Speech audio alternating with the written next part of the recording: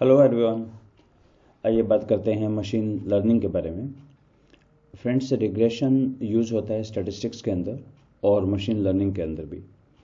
Machine learning में computers में हमेशा डाटा को दो हिस्सों में डिवाइड किया जाता है। एक के ऊपर हम अपना मॉडल रन करते हैं और बाकी बचे हुए पे हम टेस्ट करते हैं। ये चीज़ आगे चल के कई जगह पे यूज़ होगी, जैसे टेक्सनेटिक्स वगैरह में भी हम मॉडल जब भी बनाएंगे वहाँ पे दो हिस्सों में स्प्लिट करके काम करेंगे। तो एक बारी हम बहुत इजी मेथड में देख लेते हैं कि करेंगे कैसे ये चीज़। इसके लिए हमारे पास एक आर पैकेज है, आर सैम्पल। ये मैंने रन किया और यहाँ पे एनवायरनमेंट का काफ़ी काम आने वाला है। हम देखेंगे ये जो डाटा बनेगा, तो इसलिए मैंने एनवायरनमेंट राइट साइड पे रख लिया है। मैं एम्प्टी कार्स के ऊपर काम कर रहा हूँ और सेट सीड का पर्पज़ ये है कि अगर आप इसको रन करें आपका भी आउटपुट सेम आए। ये कोई भी नंबर हो सकता है। यहाँ पे सेट सीड का मतलब होता है कि एक आप इनिशियल वैल्यू देते हैं आर को स्टार्ट करने के लिए, ताकि अगर कहीं रैंडमनेस हो तो सेम आउटपुट आए। फाइल हमारी है एम्प्टी कार्स और फंक्शन है इनिशियल स्प्लिट। इससे डाटा दो हिस्सों में स्प्लिट हो जाता है। अगर हम इसके आर्ग्यूमेंट से देखें, स्प्लिट ब्रैकेट ये बोल रहा है डाटा प्रोपोर्शन 3/4, यानी बाय डिफ़ॉल्ट ये 75% और 25% डाटा में स्प्लिट करेगा। 75% डाटा के ऊपर मॉडल रन होगा, 25 पे हम चेक करते हैं। आपको अगर ये 90-10 करना है तो आप प्रॉप इज इक्वल टू 0.9 लिख सकते हैं। अगर छोड़ देते हैं, कुछ भी नहीं लिखते, तो 75 लिया जाएगा। तो मैं लिख ही देता हूँ यहाँ पे।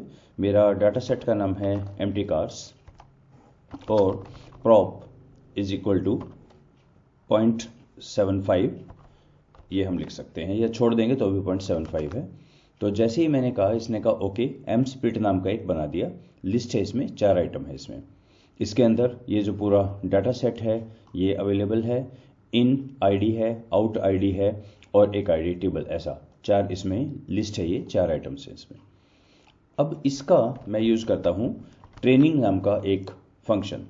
ट्रेनिंग इसको किया और इसको हम स्प्लिट कर देते हैं। इसको सेव कर लेते हैं m_trg और ये 75% ऑफ डाटा होगा। तो अगर एम्प्टी कार्स को हम देखें, एम्प्टी कार्स के अंदर अभी क्या है। एम्प्टी कार्स बोल रहा है कि 32 एंट्रीज हैं, 11 कॉलम है, 32 के करीब ऑब्जर्वेशन है। रफली 32 का 3/4 24 के करीब यहाँ पे बनना चाहिए एम ट्रेनिंग। तो इसने कहा हाँ जी, 24 ऑब्जर्वेशन कर दिए जो 11 हैं, और बाकी 8 बज गए वो टेस्टिंग में। तो टेस्टिंग में 8 बज गए हैं।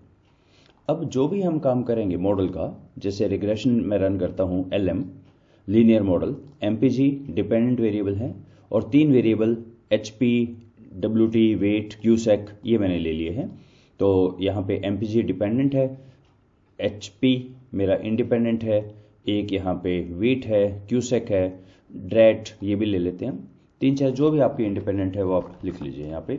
और data is equal to m_training run हुआ। L हमारा आ गया लीनियर मॉडल का आउटपुट। इसकी समरी निकाल लेते हैं और अगर हम इसको देखें कैसा आएगा ये, तो ये हमारा ऐसा आ रहा है मॉडल। ओके, इसको थोड़ा सा स्पेस क्रिएट कर लेते हैं। मैं दोबारा रन कर लेता हूँ इसको। तो इसने कहा सिर्फ वेट सिग्निफिकेंट है और 10% के ऊपर HP सिग्निफिकेंट है, बाकी तो इनसिग्निफिकेंट है। R² 0.8679 आ रहा है।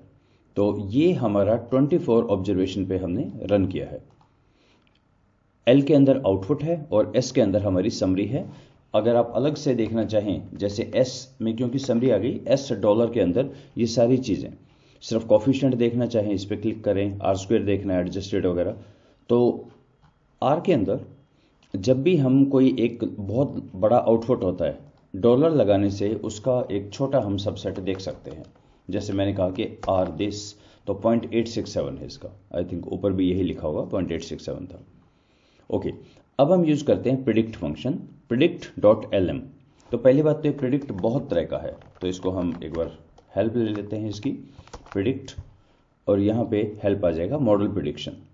तो इन्होंने कहा ये अपने आप में काफ़ी बड़ा है। किस टाइप का? GLM का प्रिडिक्ट करना है, LM का, LOESS, NLS का, पोलिनोमियल का, प्रिंसिपल कंपोनेंट का, हर चीज़ का स्प्लिट अवेलेबल है, हर चीज़ का यहाँ पे प्रिडिक्ट अवेलेबल है।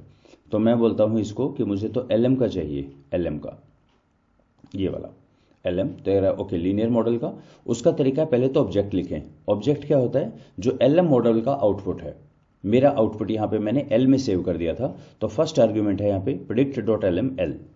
सेकेंड है न्यू डाटा, जिसके बेस पे आप देखना चाह रहे हैं। तो न्यू डाटा यहाँ मैं लेता हूँ टेस्ट वाला, न्यू डाटा टेस्ट। और भी बहुत सारी चीज़ें हैं, ऐसे फिट करना है, स्केल करना है, लेवल है वगैरह, ये बाय डिफ़ॉल्ट है। तो हम इसके ऊपर काम करते हैं YY पे। YY रन हो गया, YY एक बन गया हमारा, वैल्यूज़ आ गई हैं। चेक करें क्या है YY। YY में हमारी ये कुछ वैल्यूज़ आ गई हैं, 8 वैल्यू। तो ओरिजिनल वैल्यू क्या थी मेरी? अब हम कंसोल को राइट पे ले चलते हैं, इस एनवायरनमेंट का काम खत्म। फाइनली ये हो गया प्रिडिक्शन। तो एक्चुअल वैल्यू कहाँ थी मेरी? एक्चुअल वैल्यू थी मेरी m_test के अंदर MPG, ये थी मेरी एक्चुअल वैल्यू। तो यानी हमारी एक्चुअल वैल्यू थी 21 और प्रिडिक्ट किया 22। एक्चुअल वैल्यू थी 22.8, प्रिडिक्ट किया 24। अगर आप चाहें इनको साइड बाय साइड लिख लें हम, तो उसके लिए हम क्या करते हैं, इन दोनों का एक डाटा फ्रेम बना देते हैं। डाटा फ्रेम का सिंपल मतलब होता है दो चीज़ों को या जिनका इक्वल सैंपल साइज होता है उनको इकट्ठा कर देना, डाटा फ्रेम। तो देखिए ये हो गया हमारा 21, एक्चुअल हमने किया 22 का 24, और इसका R² निकालें, कितना अच्छा प्रिडिक्शन किया है। तो सिंपल ये जो हमने बनाया है डाटा फ्रेम, इसका कोरिलेशन निकाल देते हैं। कोरिलेशन है 0.85, और अगर इसका मैं स्क्वायर कर दूं तो ये आ गया मेरा 0.723, ये R² आ गया है। इतना अच्छा मेरा प्रिडिक्शन है। आई रिमेंबर जो हमने जिस डाटा सेट पे काम किया था 75 पे, वो 86 था, और हमारा जो कोरिलेशन आया यहाँ पे 0.72 के करीब आया है। तो हमने दो में स्प्लिट कर दिया, टेस्टिंग और ट्रेनिंग। इन जनरल ट्रेनिंग में जितना ज़्यादा डाटा होगा उतना हमारा ये R² ज़्यादा बेहतर होता है। तो एक बार इस चीज़ को मैं चेक कर लूँ क्या वाकई में ऐसा है। मैं 0.9 पे स्प्लिट करता हूँ और क्विकली इनको रन कर लेते हैं। सो R² जो हमारा आया यहाँ 0.86 था, और अब हमारा 0.77 आ गया है। पहले हमारा था 72। यस, थोड़ा सा इंप्रूव हो गया है कि जितना ट्रेनिंग में डाटा ज़्यादा देंगे उतना मॉडल रोबस्ट ज़्यादा होगा और उतनी हमारी प्रिडिक्शन इंप्रूव होती है। सो बाय डिफ़ॉल्ट 75-25 होता है, पर आप 90-10 भी करके देख सकते हैं। अब इन प्रोसीजर को हम आगे कई जगह पे यूज़ करेंगे जो मशीन लर्निंग एल्गोरिथम्स के अंदर। So let's stop here. Thank you.